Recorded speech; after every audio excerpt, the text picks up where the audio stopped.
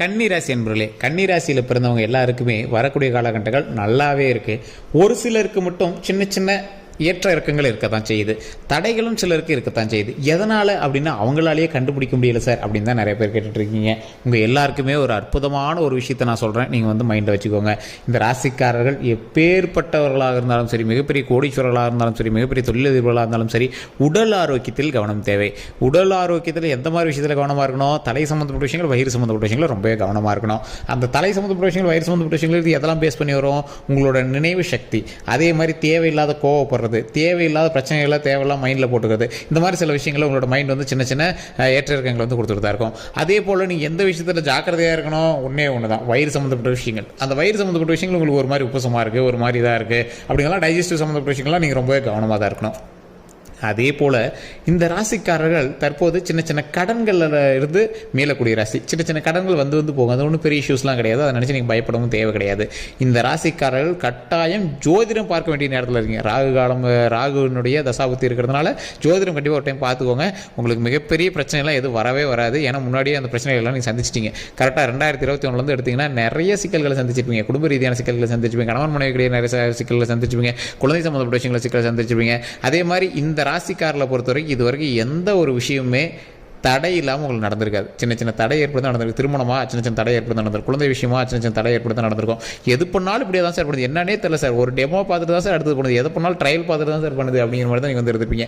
இந்த ராசிக்காரர்கள் தற்போதைய நிலைமையில் உங்களுடைய தசாபுத்தி செக் பண்ணுங்கள். உங்களுடைய மாந்தி எப்படி இருக்குது அப்படின்னு செக் பண்ணுங்கள். உங்களுடைய கட்டத்தினுடைய பார்வை, உங்களுடைய கிரகத்தினுடைய பார்வை எந்த பக்கம் இருக்குது அப்படின்னு செக் பண்ணுங்கள். இதெல்லாம் செக் பண்ணிவிட்டு அதற்கு பிறகு உங்களுடைய ஸ்டெப் எடுத்து வச்சிங்க அப்படின்னா மிகப்பெரிய ஹைலைட்டான பர்சனாக நீங்கள் வந்து உட்காருவீங்க.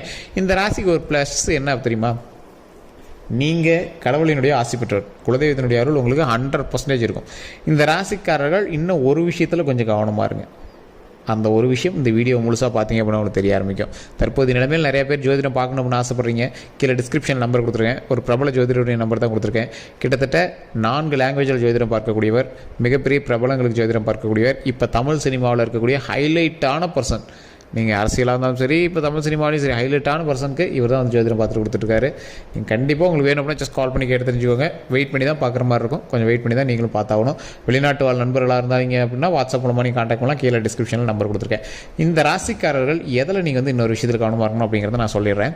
இந்த ராசிக்காரர்கள் ஒருவரை நம்பி நீங்கள் வந்து தொழில் தொடங்குறீங்க அப்படின்னா நீங்கள் அதில் கவனமாக இருக்கணும். உங்களுடைய தொழில் கொஞ்சம் ஏற்ற இறக்கமாக தான் இருக்கும். அது இனிமேல் வரக்கூடிய காலகட்டங்கள் கொஞ்சம் கொஞ்சமாக மேன்மையடைய ஆரம்பிக்கும். அதற்கு முன்னாடி சின்ன சின்ன ஜெர்க்கு இருக்குது அப்படின்னா நீங்கள் வந்து பயப்படவே கூடாது. நல்ல முன்னேற்றம் உண்டான காலம். ஸோ உங்களுடைய கணவன் மனைவியெல்லாம் வந்து பார்த்திங்கன்னா நல்ல ஒரு ஹைலைட்டான பர்சனாக மாறிட்டே வருவாங்க. நல்ல தொழிலில் முன்னேற்றம் கிடைக்கும். வீடு, நில பலன், காடு இதெல்லாம் வாங்குறதுக்கான ஒரு அற்புதமான காலகட்டம்.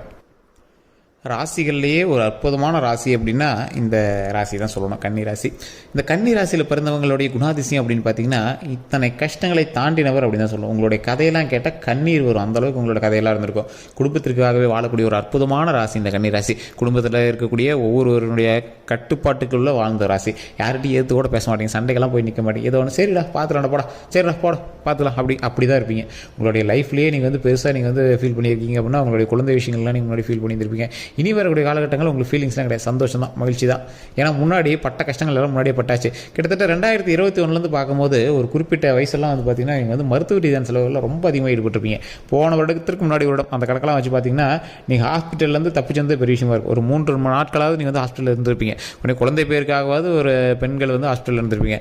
ஆண்களாக இருந்தீங்க அப்படின்னா சின்ன சின்ன நுரையீரல் சம்மந்தப்பட்ட பிரச்சனை, கழுத்துக்கு கீழே இருக்கக்கூடிய பிரச்சனைகள்லாம் உங்களுக்கு இருந்திருக்கும். அதெல்லாம் நீங்கள் வந்து ஒவ்வொன்றா சரி பண்ணி மறு உயிர் பெற்று வந்தக்கூடியவர்கள் தான் அந்த கன்னிராசி. இது உண்மை அப்படின்னா மறக்காம கமெண்ட் செக்ஷனில் பற்றி விடுங்க. அப்படி இல்லையா வேறொருவருக்காகவாது நீங்கள் வந்து ஹாஸ்பிட்டல் போயிட்டு இருந்திருப்பீங்க. ஒரு 3 நாட்கள் 2 நாட்கள் போய் தங்குற காலகட்டங்கள் முன்னாடி இருந்திருக்கும்.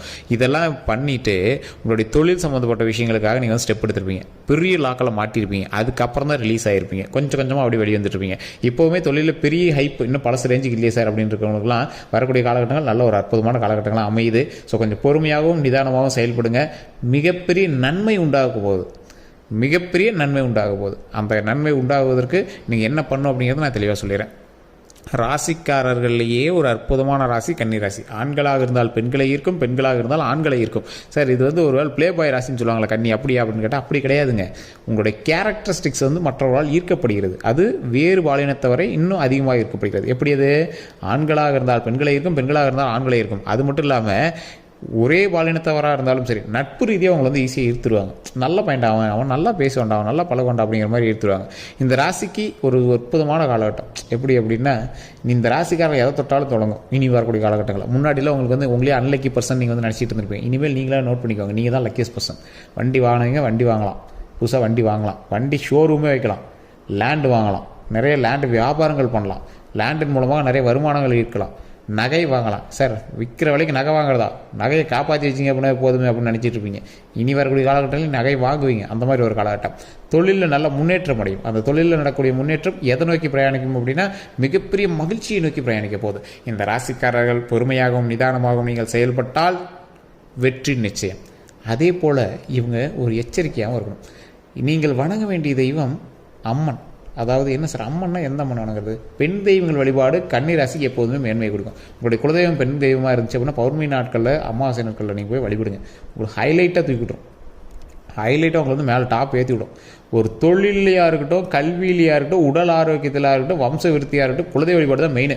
ஸோ குலதெய்வ வழிபாட்டை நீங்கள் போய் கன்னிராசிக்காரங்க பண்ணீங்க அப்படின்னா குலதெய்வம் உங்கள்கிட்ட சூட்சமமாக பேச ஆரம்பிக்கும். எப்படி சார் குலதெய்வம் பேச, இதெல்லாம் என்ன சார் மூடநம்பிக்கை, ஜாதகமே மூடநம்பிக்கை, இதை வேறு எக்ஸ்ட்ரா மூடநம்பிக்கை அப்படின்னு கேட்டால் உங்களுக்கே தெரியும். கன்னிராசிக்கு முன்னாடி ஒரு இன்டிமேஷன்ஸ் காட்டும். நீங்கள் எந்த ஒரு தொழில் செஞ்சாலும் சரி, எந்த ஒரு விஷயம் பண்ணாலும் சரி, ஒரு செவனை மாதிரி சொல்லுவாங்க பார்த்தீங்களா, அது மாதிரி உங்களுக்கு ஏதோ ஒரு வகையில் ஒரு இன்டிமேஷன் காட்டும்.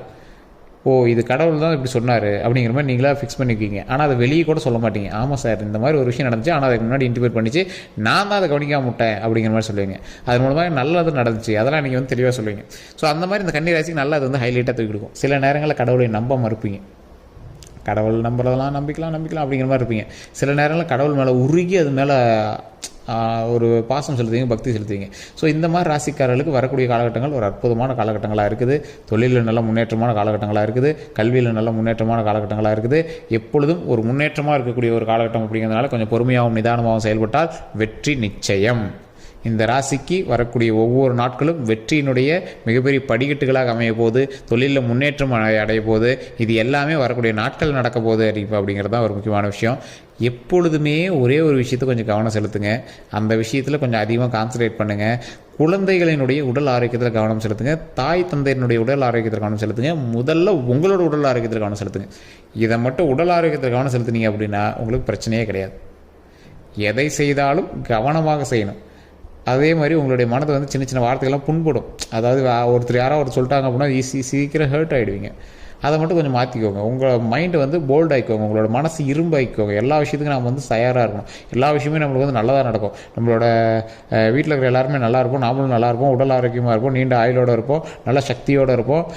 அதே போல் நம்ம நினைத்ததெல்லாம் சந்தோஷமாக நடக்கும், மகிழ்ச்சியாக நடக்கும், நம்மளுக்கு நல்லதே நடக்கும், நிறைய வருமானம் கிடைக்கும், தொழிலில் முன்னேற்றம் கிடைக்கும், மென்மேலும் நம்ம வளர்ந்து வருவோம் அப்படிங்கிற மாதிரி நம்மளோட மைண்டில் நம்ம நல்லா ஃபிக்ஸ் ஆகிக்கணும். ஸோ இதுதான் வந்து நம்மளோட முக்கியமான ஒரு குறிக்கோளாகவும் அமையணும். ஸோ இது மாதிரி நீங்கள் வந்து ஒரு ஃபிக்ஸடாக இருந்தீங்க அப்படின்னா, உங்களோட மைண்டு ஃபிக்ஸடாக இருந்துச்சு அப்படின்னா உங்களுக்கு சக்ஸஸ் நிச்சயம். கன்னிராசிக்காரங்க நீங்கள் நல்லா யோசிச்சு பாருங்க. நீங்கள் இது வரைக்கும் எதிரியாவது ஸ்டேபிளான மைண்டோட இருந்து நீங்கள் எதிரியாவது சக்ஸஸ் இல்லாமல் வந்திருக்கீங்களா? கண்டிப்பாக சக்ஸஸ் ஆகிருக்கும். ஏன்னா இந்த மைண்டு ஸ்டெபிலிட்டி வந்து கன்னிராசிக்காரங்களுக்கு ரொம்ப ஒரு பவர். இதுதான் வேணும் அப்படின்னு போய் நின்னா கண்டிப்பாக வாங்கிட்டு தான் வருவான் இந்த கன்னிராசிக்காரன். நீங்கள் எந்த இடத்துல வேணாலும் தேடி பாருங்கள். ஸோ இந்த காலகட்டத்தில் மைண்ட் ஸ்டெபிலிட்டி இருந்துச்சு அப்படின்னா நீங்கள் வந்து கட்டாயம் வெற்றியை வந்து பிடிச்சிருவீங்க.